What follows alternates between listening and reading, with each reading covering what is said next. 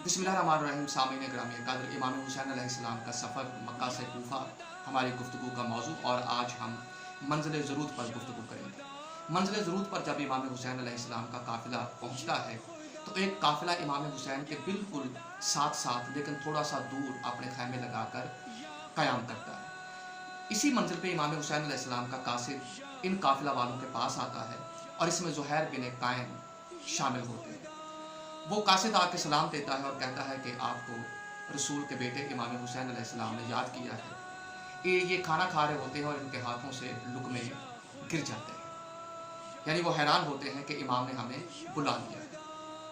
ज़ुहैर बिन can की ज़ौजा मोहतरमा दैलम बिनते अम्र वो इन्हें कहती हैं, मशवरा देती हैं कि आपको इतनी बड़ी शख्सियत ने याद किया है और आपका हक़ बनता है कि आप पहली ही फुर्सत में उनसे मुलाकात करें और उनसे पूछें कि उन्हें आपको क्यों याद किया। ज़ुहैर बिन कैन इमाम हुसैन अलैहिस्सलाम से मिलकर जब वापस आते हैं तो उनका चेहरा सूरज की तरह चमक रहा होता है। वो अपनी बीवी से कहते हैं कि इमाम हुसैन अलैहिस्सलाम ने मुझे नुसरत के लिए याद किया है और उन्होंने ये भी बताया है कि अंजाम क्या होगा, इसलिए मैं तुम्हें एक रिवायत के मुताबिक बीवी को वो वहाँ पर तलाक देते हैं और अपने ख़ानदान के लोगों के साथ उनको वापस वतन भेज देते हैं। बीवी जाते हुए कहती है कि तुम इतने बड़े खानवादे से मेरी शफात की सिफारिश ज़रूर करना। यह कह के वो रुखसत होती है और ज़ुहैर बिन कैन वापस इमाम हुसैन अलैहिस्सलाम के लश्कर के साथ मिल जाते हैं। ज़ुहैर बिन कैन वहाँ पे एक वाक़या बयान करते हैं अपनी बीवी के सामने और अपने ख़ानदान के लोगों के सामने, और वो वाक़या ये है कि हज़रत सलमान फ़ारसी की एक पेशीन गोई होती है। जब बलाद रूम में ये लड़ रहे होते हैं तो हज़रत सलमान फ़ारसी कहते हैं कि ज़ुहैर, आज की इस फतह पे और माल गनीमत पे जितना तुम लोग खुश हो रहे हो, इससे बड़ी अजर वाली तुम्हें एक मुहिम दरपेश आएगी, और वो ये होगी कि तुम रसूल के बेटे की मायत में उनके साथ जिहाद करोगे और जो अजर तुम्हें वो मिलेगा वो इस माल गनीमत से कहीं बड़ा है। तो ज़ुहैर बिन कैन कहते हैं कि आज हज़रत सलमान फ़ारसी की वो पेशीन गोई मुझे पूरी होती हुई नज़र आ रही है।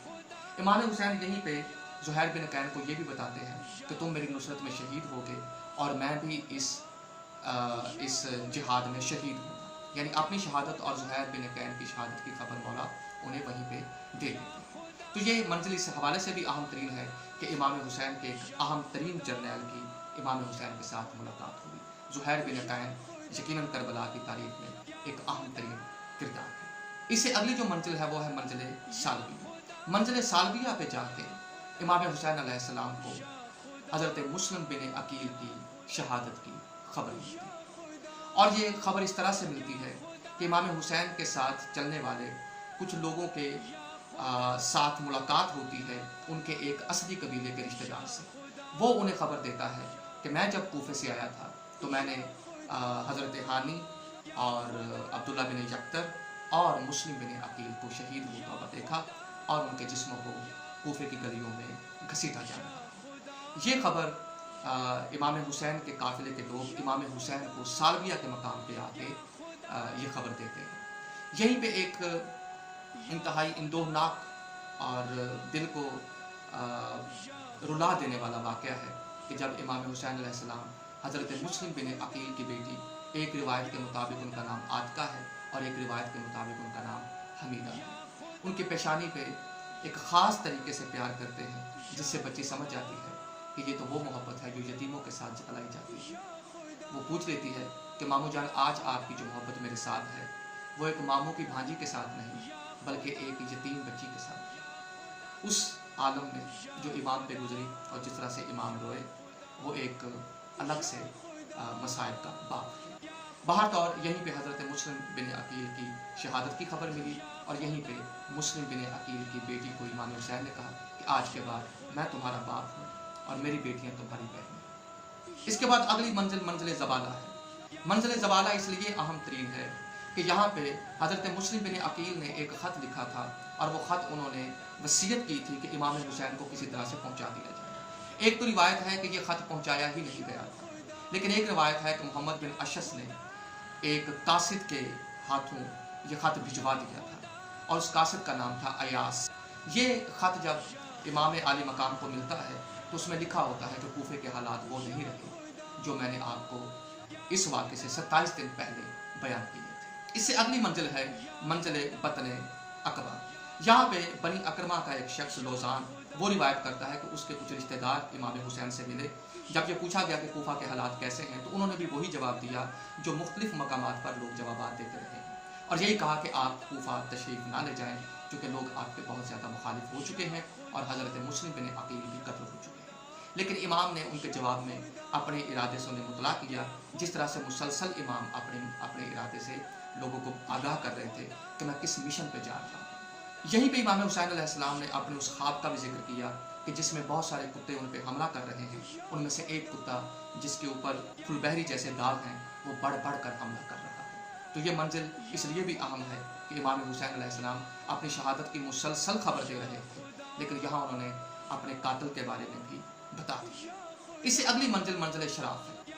मंजिल शराफ को इमाम हुसैन ने चुना। हालांकि बाक्सा के रास्ते से कूफा जाया जा सकता था, लेकिन चूंकि ये मंजिल, ये रास्ता, ये वादी पानी और साए की वजह से खासी अहम थी, तो इमाम ने इस मंजिल को चुना और यहीं पे इमाम ने बहुत सारा पानी ज़ख़ीरा करने का हुक्म भी दिया।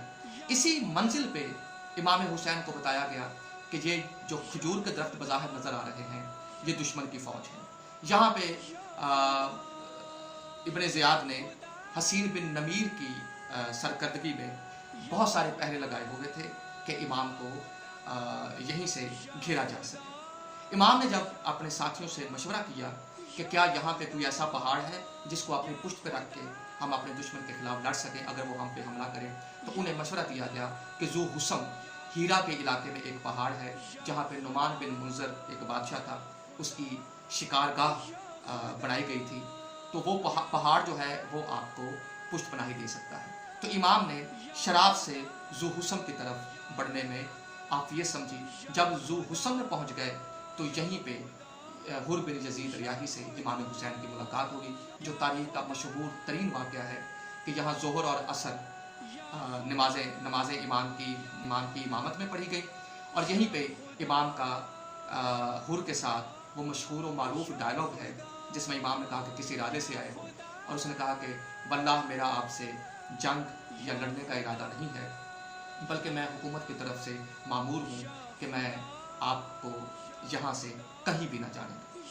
यहीं पे थोड़ी सी बहस होती है जिसमें इमाम फरमाते हैं तुम्हारी माँ तुम्हारे मातम में बैठे, और आगे से हुर कहता है कि अगर यही बात किसी और शख्स ने कही होती तो मैं भी उसकी माँ का नाम ही लेता, लेकिन आपकी वालिदा गिरामी तो जन्नती औरतों के सरदार हैं और सैयदतन निसाइल आलमीन हैं, मैं उनकी शान में कोई भी इस तरह का लफ्ज़ नहीं कह सकता जिसकी वजह से मुझे आपके और आपके नाना के सामने शर्मिंदा होना पड़े। ये वो एक तरह का इशारा था जो बता रहा था कि हुर अंदर से एक मुनसिफ मिजाज आदमी है और वो मोहम्मद व अहले बैत मोहम्मद की इज़्ज़त और उनके इकराम से वाकिफ़ है। यहीं पे इमाम ने हुर के फ़ौजियों को पानी पिलाया और यहीं पे एक शख्स रिवायत करता है कि मैं हुर की फ़ौज का सबसे पस्त तरीन सिपाही था और मुझे लगता था कि शायद मुझ तक पानी नहीं पहुंचेगा, लेकिन थोड़ी देर में मुझे पता चला कि इमाम हुसैन खुद मेरे लिए पानी लेकर आए हैं। जब मैंने मश्क का धाना खोला तो पानी पूरी तरह से मेरे मुंह तक नहीं पहुंच रहा था, तो इमाम ने हिजाज के तलफ़ुज़ में मुझसे कहा कि दहाना थोड़ा सा और खोलो, जिसकी मुझे समझ नहीं आई। फिर इमाम ने इराकी लहजे में मुझसे कहा तो मुझे समझ आई और मैंने जी भर के पानी पिया। अहबाब ग्रामी सलामत रहिए। इससे अगली नशिस्त जो इस सीरीज़ की आखिरी नशिस्त होगी, हम देखेंगे कि किन मनाज़िल से गुजर कर इमाम हुसैन अलैहिस्सलाम करबला पहुँचे। इंसान को बेदार तो वो लेने दो, हर कौम पुकारेगी हमारे हुसैन।